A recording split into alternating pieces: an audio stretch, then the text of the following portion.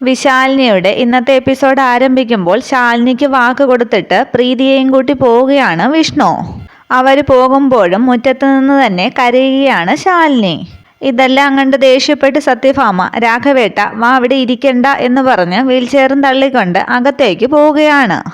അതേസമയം പുറത്തു നിൽക്കുന്ന ശാലിനിയെ നോക്കി സുസ്മിത കരുതുകയാണ്, സത്യഭാമയുടെ വീടിന്റെ ആധാരം എടുത്തു കൊടുത്തിട്ട് നീ ഇവിടെ ഇരിക്കുന്ന ആധാരം എടുത്തുകൊണ്ടുപോയി കല്യാണം നടത്തുമെന്നോ? അതൊരിക്കലും നടക്കില്ല. നിന്റെ ശാരികേച്ചിയുടെ കഴുത്തിൽ ഒരിക്കലും താലി വീടില്ല. സുസ്മിതയുമായി കൊരുത്തതിന്റെ പ്രത്യാഘാതങ്ങൾ നീ അനുഭവിക്കാൻ പോകുന്നതേ ഉള്ളൂ എന്നൊക്കെ ചിന്തിക്കുകയാണ് സുസ്മിത. അതേസമയം പോളച്ചന്റെ വീട്ടിലേക്ക് എത്തുകയാണ് പ്രീതിയും വിഷ്ണുവും. വിഷ്ണുവിനെ കണ്ട് പോളച്ചൻ എഴുന്നേറ്റ് നമസ്കാരമൊക്കെ പറഞ്ഞ് പറയുകയാണ്, ആരിത്, വിഷ്ണുമോനോ? രണ്ടുപേരുമുണ്ടല്ലോ, വന്നേ വന്നേ ഇങ്ങോട്ട് ഇരിക്കുക എന്നൊക്കെ പോളച്ചൻ പറയുന്നു. അവരിരുന്ന ശേഷം പോളച്ചൻ ചോദിക്കുകയാണ്, കുടിക്കാൻ എന്താ വേണ്ടത്? ചായയോ കാപ്പിയോ അതോ ജ്യൂസോ? അന്നേരം ദേഷ്യപ്പെട്ട് വിഷ്ണു പറയുകയാണ്, ഞങ്ങൾ ചായ കുടിക്കാനൊന്നുമല്ല വന്നത്, ഞങ്ങളുടെ വീട്ടിന്റെ ആധാരത്തിന് വേണ്ടിയാണ്, അതിങ്ങോട്ട് എടുത്തു തന്നേ. അന്നേരം പോളച്ചൻ പറയുകയാണ്, അതങ്ങനെ വെറുതെ എടുത്തു തരാനായിട്ട് പറ്റുമോ? കാര്യം കബളിപ്പിക്കൽ ആയിരുന്നുവെങ്കിലും 30 പവന് പിറകെ ഒരു 10 ലക്ഷം രൂപയും കൂടി അങ്ങോട്ട് തന്നായിരുന്നു. അന്നേരം ദേഷ്യം കടിച്ചമർത്തി വിഷ്ണു പറയുകയാണ്, അതിനുള്ള ഈടില്ലാതെ പോളച്ചനെ പോലെ ഒരു അറവുകാരൻ്റെ അടുത്തേക്ക് വരാൻ വിഷ്ണുവിന് പ്രാന്തൊന്നും ഇല്ല. എന്നിട്ട് അതങ്ങ് കൊടുത്തേന്ന് പ്രീതിയോട് പറയുന്നു. ആഹാ, സ്വർണമാണല്ലോ എന്ന് പറഞ്ഞ് വാങ്ങുകയാണത് പോളച്ചൻ. തൂക്കി നോക്കുന്നതിൽ വിരോധമൊന്നും ഇല്ലല്ലോ എന്ന് പറയുമ്പോൾ പെട്ടെന്ന് തൂക്കി നോക്കണമെന്ന് പറയുകയാണ് പ്രീതി. തുടർന്ന് പോളച്ചൻ സ്വർണം തൂക്കി നോക്കുകയാണ്. ആകെ ക്ഷമകെട്ടവിടെ ഇരിക്കുകയാണ് അന്നേരം വിഷ്ണു. തൂക്കി നോക്കിയ ശേഷം പോളച്ചൻ പറയുകയാണ്, ഇന്നത്തെ സ്വർണ്ണവില അനുസരിച്ച് ഒരു 26-27 പവനേ വരികയുള്ളൂ. അന്നേരം ദേഷ്യപ്പെട്ട് തൻ്റെ കഴുത്തിലെ മാല ഊരി കൊടുത്തിട്ട് വിഷ്ണു പറയുകയാണ്, തികഞ്ഞില്ലെങ്കിൽ ഇതും കൂടി എടുക്ക്. അന്നേരം കണക്ക് കൂട്ടിയിട്ട് പോളച്ചൻ പറയുകയാണ്, അതിൻ്റെ ആവശ്യം വരുമെന്ന് തോന്നുന്നില്ല, ഇതിപ്പോൾ 27 പവനിൽ കൂടുതലുണ്ട്. ഈ മാലയും ബ്രേസ്ലെറ്റും മോതിരവും അധികമാണെന്ന് പറഞ്ഞ് രാഘവൻ നായരുടെ ആഭരണങ്ങൾ തിരികെ കൊടുക്കുകയാണ് വിഷ്ണുവിന് പോളച്ചൻ. ഒന്ന് വേഗമായിരുന്നെങ്കിൽ കൊള്ളാമായിരുന്നു എന്ന് പ്രീതി പറയുമ്പോൾ പോളച്ചൻ പറയുകയാണ്, ധൃതി വെക്കാതെ കുഞ്ഞെ, അറവുകാരനെന്ന് ആൾക്കാരൊക്കെ പറയുമെങ്കിലും ഒരിടപാട് നടത്തുമ്പോൾ പോളച്ചന് അത് കൃത്യമായിരിക്കണമെന്ന് വളരെ നിർബന്ധമാണ്. പോളച്ചൻ കബളിപ്പിച്ചു എന്ന് നാളെ പറയരുതല്ലോ. ഇപ്പം ഏതാണ്ട് കൃത്യമായി എന്നൊക്കെ പോളച്ചൻ പറയുമ്പോൾ ആകെ ദേഷ്യപ്പെട്ട് ഉച്ചത്തിൽ വിഷ്ണു പറയുകയാണ്, എടോ മര്യാദയ്ക്ക് ആധാരം ഇങ്ങോട്ട് എടുത്തു താടോ. ആധാരമൊക്കെ ഇവിടെ ഭദ്രമായി ഇരിപ്പുണ്ട് മോനെ എന്ന് പറഞ്ഞിട്ട് ഒരു ഫയലെടുത്ത് പ്രീതിക്ക് കൊടുത്തിട്ട് പറയുകയാണ്, സത്യഭാമയുടെ വീടിന്റെ ആധാരം ഇതല്ലേ എന്ന് നോക്കിക്കേ. ഇത് തന്നെ, വിഷ്ണുവേട്ട വാ പോകാമെന്ന് പറഞ്ഞ് വിഷ്ണുവിനെയും കൂട്ടി എഴുന്നേൽക്കുകയാണ് പ്രീതി. അന്നേരം പോളച്ചൻ പറയുകയാണ്, വേഗം കൊണ്ടു ചെന്ന് കൊടുക്ക്. പാവപ്പെട്ട ഒരു പെൺകുട്ടിയുടെ കല്യാണം നടക്കുന്നെങ്കിൽ അങ്ങ് നടന്നു പോട്ടേന്ന്. അന്നേരം പല്ല് കടിച്ചു പിടിച്ച് പോളച്ചന് നേരെ കൈ ചൂണ്ടി വിഷ്ണു പറയുകയാണ്, പോളച്ചോ, ഇയാളെ ഞാൻ തല്ലാത്തത് എൻ്റെ അച്ഛനേക്കാൾ പ്രായമുണ്ട് ഇയാൾക്ക്, അതുകൊണ്ടാണ്. പക്ഷേ നമുക്ക് ഇനിയും കാണേണ്ടി വരും, ഇവിടെ തന്നെ ഉണ്ടാകും വിഷ്ണു എന്ന് പറഞ്ഞ് ദേഷ്യപ്പെടുന്ന വിഷ്ണുവിനെ പിടിക്കുകയാണ് പ്രീതി. അന്നേരം അതിനുശേഷം അവരവിടെ നിന്നും പോവുകയാണ്. തുടർന്ന് കാണിക്കുന്നത് സത്യഭാമയുടെ വീടിന്റെ മുറ്റത്ത് തന്നെ നിൽക്കുകയാണ് ശാലിനി. അകത്ത് സോഫയിൽ രാഘവൻ നായരും സത്യഭാമയും ഇരിക്കുന്നു. പുറത്ത് നിൽക്കുന്ന ശാലിനിയെ വന്ന് നോക്കുകയാണ് സുസ്മിത. വണ്ടിയിൽ നിന്നും വിഷ്ണുവും പ്രീതിയും ഇറങ്ങുകയാണ്. പ്രീതി ശാലിനിക്ക് നേരെ ഫയൽ നീട്ടിയിട്ട് പറയുകയാണ്, ശാലിനി, ആധാരം തിരികെ എടുത്തു. നീ ഇത് അമ്മയ്ക്ക് കൊടുത്തിട്ട് നിന്റെ ആധാരം എത്രയും പെട്ടെന്ന് എടുത്തുകൊണ്ട് വരണം. അത് വാങ്ങിയ ശേഷം വിഷ്ണുവിനെ ഒന്ന് നോക്കിയിട്ട് സത്യഭാമയുടെ അടുത്തേക്ക് ഓടുകയാണ് ശാലിനി. അത് കണ്ട് പുറത്തു നിന്ന സുസ്മിത പെട്ടെന്ന് സത്യഭാമയുടെ അടുത്തേക്ക് ചെന്ന് പറയുകയാണ്, ആൻറ്റി ഇതേ അകത്തേക്ക് കയറി വരുന്നുണ്ട്. അന്നേരം രാഘവൻ നായർ പറയുകയാണ്, ആധാരമുണ്ടെങ്കിൽ അകത്ത് കടക്കാം എന്നല്ലേ ഭാമ പറഞ്ഞത്? ശാലിനിയുടെ കയ്യിൽ ആധാരമുണ്ടോ എന്ന് നീ പോയി നോക്കിക്കേന്ന് സുസ്മിതയോട് പറയുന്നു. അതിനുശേഷം പ്രീതി ആധാരം എന്ന് പറഞ്ഞ് സത്യഭാമയ്ക്ക് കൊടുക്കുന്നു ആധാരം. അന്നേരം വിഷ്ണു പറയുകയാണ്, ആധാരം അത് തന്നെയാണോ എന്ന് നോക്കാം. ഇത് തന്നെ അല്ലേ എന്ന് ശാലിനി ചോദിക്കുമ്പോൾ എന്ന് പറഞ്ഞ് മൂളുകയാണ് സത്യഭാമ. അന്നേരം ശാലിനി പറയുകയാണ്, ദൈവം സാക്ഷിയായിട്ട് ഞാൻ പറയുകയാണ്, ഞാൻ ആധാരം മോഷ്ടിച്ചിട്ടില്ല. എന്നെയും എൻ്റെ ചേച്ചിയും ഒക്കെ ചതിച്ചതാരാണെന്ന് കാലം തെളിയിക്കും. അതാരായാലും പാവപ്പെട്ട ഒരു പെണ്ണിൻ്റെ കണ്ണീരിന് മുകളിലാണ് ചവിട്ടി നിൽക്കുന്നത്. കാലിടറി വീഴാതിരിക്കില്ല ഇന്നല്ലെങ്കിൽ നാളെ. അത് കേട്ടൊന്ന് ഭയക്കുകയാണ് സുസ്മിത. ഞങ്ങളുടെ മുറിയിൽ തന്നെ ഉണ്ടായിരിക്കും ഞങ്ങളുടെ വീടിൻ്റെ ആധാരം, അതെടുത്തു കൊണ്ടുപോയി കൊടുത്ത് എനിക്കെൻ്റെ ശാരികേച്ചിയുടെ കല്യാണം നടത്തണം. അത്രയും പറഞ്ഞ് മുകളിലേക്ക് കയറി പോവുകയാണ് ശാലിനി. സത്യഭാമയെ ഒന്ന് രൂക്ഷമായി നോക്കിയിട്ട് വിഷ്ണുവും ശാലിനിയുടെ പുറകെ പോവുകയാണ്. തുടർന്ന് സുസ്മിത പരിഹസിച്ച് പറയുകയാണ്, കണ്ണീരിൽ ചവിട്ടി നിൽക്കുന്നു, കാലിടറി വീഴാതിരിക്കില്ല. കൈയോടെ പിടിക്കപ്പെട്ടിട്ടും ഇതുപോലെ ഡയലോഗ് അടിക്കാൻ അവളെ കഴിഞ്ഞിട്ടേ ഉള്ളൂ ആരും. അന്നേരം രാഘവൻ നായർ ചോദിക്കുകയാണ്, കോഴിയെ മോഷ്ടിച്ചവന്റെ തലയിൽ തൂവൽ എന്നതുപോലെ നീ എന്തിനാ സുസ്മിതയെ കിടന്ന് പരിഹസിക്കുന്നത്? അന്നേരം സുസ്മിത ചോദിക്കുകയാണ്, എന്ന് വെച്ചാൽ ഞാനാണ് ആധാരം മാറ്റിവെച്ചതെന്നാണോ അങ്കിള് പറഞ്ഞു വരുന്നത്? തെറ്റ് ചെയ്യാത്തവർ പേടിക്കണ്ട എന്ന് പറഞ്ഞെന്നേ ഉള്ളൂ. അങ്ങനെ രാഘവൻ നായർ പറയുമ്പോൾ സത്യഭാമ പറയുകയാണ്, മാറ്റിയതാരായാലും അവർക്ക് മാപ്പില്ല. അന്നേരം ഉണ്ടാകുന്ന സുസ്മിതയുടെ ഭയം ശ്രദ്ധിക്കുകയാണ് പ്രീതി. തുടർന്ന് കാണിക്കുന്നത് ശാലിനി മുറിയിലേക്ക് വന്ന് ആധാരം അന്വേഷിക്കുന്നതാണ്. അന്നേരം ഭാമയെ നോക്കി സുസ്മിത കരുതുകയാണ്, നിങ്ങളുടെ മാപ്പും കോപ്പുമൊക്കെ അവിടെ വെച്ചേക്ക് സത്യാമ്മേ. മാറ്റിയത് സുസ്മിത തന്നെയാണ്. അത് ഈ ജന്മത്ത് തെളിയാനും പോകുന്നില്ല, ശാരികയുടെ കല്യാണം നടക്കാനും പോകുന്നില്ല. അതേസമയം ശാലിനിയുടെ പിറകെ മുറിയിലേക്ക് വരുന്ന വിഷ്ണു കാണുന്നത് ശാലിനി അലമാരിയൊക്കെ തുറന്ന് തുണിയൊക്കെ വാരി വലിച്ചിട്ട് ആധാരം അന്വേഷിക്കുന്നതാണ്. അലമാരിയിലിരിക്കുന്ന ഓരോരോ ഫയലുകളായി തുറന്നു നോക്കി വലിച്ചെറിയുകയാണ് ശാലിനി. അവസാനം ആധാരം കാണാതെ ആകെ തളർന്നു കരയുകയാണ് ശാലിനി. ശാലിനിയുടെ അവസ്ഥ കണ്ട് അടുത്തേക്ക് ചെന്ന് ശാലിനിന്ന് വിഷ്ണു വിളിക്കുമ്പോൾ ശാലിനി ചോദിക്കുകയാണ്, എവിടെയാണ് വച്ചിരിക്കുന്നതെന്ന് പറയേ.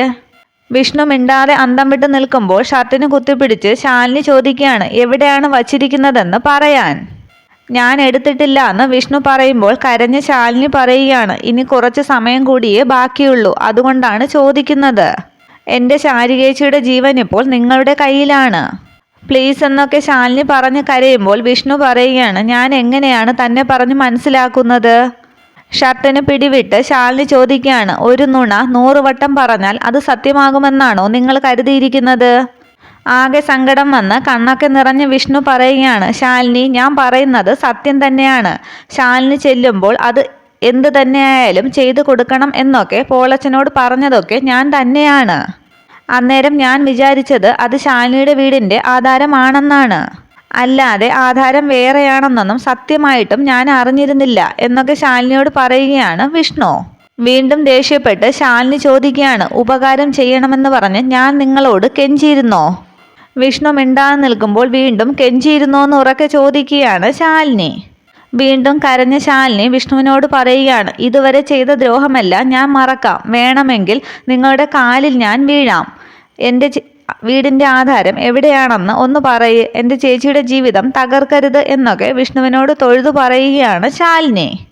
അന്നേരം കണ്ണ് നിറയുകയാണ് വിഷ്ണുവിൻ്റെ. വിഷ്ണു പറയുകയാണ്, ഞാൻ എടുത്തിട്ടില്ല ശാലിനി, പിന്നെ എങ്ങനെയാണ് അത് തരുന്നത്? വേണമെങ്കിൽ ഞാൻ എൻ്റെ ഫ്രണ്ട്സിനോട് പറഞ്ഞ് ഒരു 30 പവൻ അറേഞ്ച് ചെയ്ത് തരാം. അത് കേട്ട് ദേഷ്യപ്പെട്ട് ശാലിനി ചോദിക്കുകയാണ്, 30 പവൻ, അതും ഫ്രണ്ട്സിൻ്റെ കയ്യിൽ നിന്നും? ഇയാളെന്താ ആളിനെ കളിയാക്കുകയാണോ? നിസ്സഹായ അവസ്ഥയിൽ വിഷ്ണു ചോദിക്കുകയാണ്, അപ്പോൾ പിന്നെ ശാലിനി ഞാൻ എന്താ ചെയ്യേണ്ടത്? ഒന്നും പറയാതെ ശാലിനി തിരിഞ്ഞു നിന്ന് കരയുമ്പോൾ ശാലിനിയുടെ പുറകിൽ ചെന്ന് ശാലിനി എന്ന് വിളിക്കുകയാണ് വിഷ്ണു. അന്നേരം കൈകൊണ്ട് തടുത്ത് ശാലിനി പറയുകയാണ്, തെറ്റുപറ്റിയത് എനിക്കാണ്. കെഞ്ചി ചോദിച്ചാലെങ്കിലും നിങ്ങളുടെ മനസ്സിൽ അല്പം കനിവും കരുണയുമൊക്കെ ഉണ്ടാകുമെന്ന് ഞാൻ വിചാരിച്ചു. അതിന് ഞാൻ പ്രതീക്ഷിക്കുന്നില്ല. നോക്കിക്കോ, രാജീവ് സാറിൻ്റെയും വീട്ടുകാരുടെയും കാലിൽ വീണ് കരഞ്ഞിട്ടായാലും എൻ്റെ ചേച്ചിയുടെ വിവാഹം ഞാൻ നടത്തും. അത്രയും പറഞ്ഞ് റൂമിൽ നിന്നും താഴേക്ക് ഇറങ്ങി വരികയാണ് ശാലിനി. കൂടെ വിഷ്ണുവും വരുന്നു. തുടർന്ന് കിട്ടിയോ ശാലിനി എന്ന് പ്രീതി ചോദിക്കുമ്പോൾ ശാലിനി പറയുകയാണ്, മനസ്സലിവുള്ളവരോടല്ലേ കരഞ്ഞും കെഞ്ചിയിട്ടും കാര്യമുള്ളൂ. ഇതിവിടെ ചിലർക്ക് ഹൃദയമുണ്ടോയെന്ന് പോലും സംശയമാണ്. എന്തായാലും എൻ്റെ കൈപ്പിഴ കൊണ്ട് മുടങ്ങിയ വിവാഹമല്ലേ, ഞാനത് നടത്തും. എൻ്റെ രക്തം കൊടുത്തിട്ടായാലും എന്ന് പറഞ്ഞ് എന്തോ ഉറച്ച തീരുമാനമെടുത്ത് പുറത്തേക്ക് ഇറങ്ങുകയാണ് ശാലിനി. ശാലിനി പോകുന്നത് ഉമ്മറത്തേക്ക് ഇറങ്ങി നോക്കി നിൽക്കുകയാണ് വിഷ്ണു. അന്നേരം അകത്ത് സുസ്മിത ചോദിക്കുകയാണ്, ഇല്ലാത്ത ആധാരം അവൾ എങ്ങനെയാണ് കണ്ടുപിടിക്കുക? അത് മാറിയതുമല്ല, ആരും മാറ്റിവെച്ചതുമല്ല. അങ്ങനെ ഒരു ആധാരം അവൾ കൊണ്ടുവന്നിട്ടേ ഇല്ല. ആ വീടിനും ചായക്കടയ്ക്കും എല്ലാം കൂടി 30 പവൻ്റെ പൊന്ന് കിട്ടില്ല എന്ന് അവൾക്ക് നന്നായിട്ടറിയാം. അതുകൊണ്ട് ആൻറ്റിയുടെ വീടിൻ്റെ ആധാരം അവൾ മോഷ്ടിച്ചത് തന്നെയാണ്. പുറത്തുനിന്ന് ഇതൊക്കെ കേട്ട് ദേഷ്യത്തോടു കൂടി അകത്തേക്ക് വന്ന് സുസ്മിതയോട് ദേഷ്യപ്പെടുകയാണ് വിഷ്ണു. എന്നിട്ട് ചോദിക്കുകയാണ്, ഇതിലൊക്കെ ഇടപെടാൻ നിനക്കെന്താടി അധികാരം? നീ എന്തിനാ എപ്പോഴും ശാലിനിയോട് ദേഷ്യം കാണിക്കുന്നത്? നിനക്ക് നാണമില്ലേന്ന് ചോദിക്കുമ്പോൾ ഭാമ പറയുകയാണ്, നാണമില്ലാത്തത് സുസ്മിതയ്ക്കല്ല, ശാലിനിക്കാണ്. നാണം കെട്ട പ്രവൃത്തി ചെയ്തത് അവളാണ്. നീ താലി കെട്ടി എഴുന്നള്ളിച്ചു കൊണ്ടുവന്ന പെണ്ണെന്ന് പറയുമ്പോൾ അമ്മയെന്ന് ദേഷ്യത്തോടെ വിളിക്കുകയാണ് വിഷ്ണു. അന്നേരം വിഷ്ണുവിനെ തടഞ്ഞ് രാഘവൻ നായർ പറയുകയാണ്, വിഷ്ണു, ശാലിനി തനിച്ചല്ലേ പോയിരിക്കുന്നത്, നീ അവളുടെ കൂടെ അങ്ങോട്ട് ചെല്ല്. രാഘവൻ നായർ പറഞ്ഞതനുസരിച്ച് ശാലിനിയുടെ പുറകെ പോവുകയാണ് വിഷ്ണു. ഇതെല്ലാം കേട്ട് തൻ്റെ പദ്ധതി പൊളിയുമോ എന്ന വിശ്വാസത്തിൽ വിഷ്ണു പോകുന്നത് പുറത്തേക്കിറങ്ങി നോക്കുകയാണ് സുസ്മിത. എന്നിട്ട് കരുതുകയാണ്, ഞാൻ എന്തിനാ റിസൾട്ട് വെയിറ്റ് ചെയ്ത് നിൽക്കുന്നത്, പരീക്ഷ ഇട്ടത് തന്നെ ഞാനല്ലേ. സിവിൽ സർവീസൊക്കെ നീ ജയിച്ചോ ശാലിനി, പക്ഷേ ഈ അഗ്നി പരീക്ഷയിൽ നീ തോൽക്കും. സുസ്മിത ഫുൾ മാർക്കോടുകൂടി പാസ്സാവുകയും ചെയ്യും എന്നാലോചിച്ച് സന്തോഷിച്ച് നിൽക്കുന്നു സുസ്മിത. തുടർന്ന് ശാലിനി കുടുംബശ്രീ വീട്ടിലേക്ക് എത്തുകയാണ്. ശാലിനി അവിടെ എത്തുമ്പോഴേക്കും ആരെയും കാണുന്നില്ല. പടിയിൽ വിഷമിച്ചിരിക്കുകയാണ് ശാരികയും ശ്യാമയും. കല്യാണ പന്തലിലാണെങ്കിലോ ശാരദാമ്മയും രാജിയും ശാന്തയും മാത്രം. ശാലിനിയെ കണ്ട് കുഞ്ഞേച്ചി എന്നും പറഞ്ഞ് ഓടി അടുത്തേക്ക് ചെല്ലുകയാണ് ശ്യാമ. സങ്കടത്തോടുകൂടി ശാലിനി ശാരികയുടെ അടുത്തേക്ക് ചെല്ലുമ്പോൾ ആകെ സങ്കടം വന്ന് ശാലിനിയെ കെട്ടിപ്പിടിച്ച് കരയുകയാണ് ശാരിക. മക്കൾ രണ്ടുപേരും നിന്ന് കരയുന്നത് കണ്ട് ശാരദാമ്മ അടുത്തേക്ക് ചെന്ന് സങ്കടത്തോടെ പറയുകയാണ്, മോളെ, കല്യാണം മുടങ്ങി, രാജീവ് സാറിനെയും കൂട്ടി അവരൊക്കെ പോയി.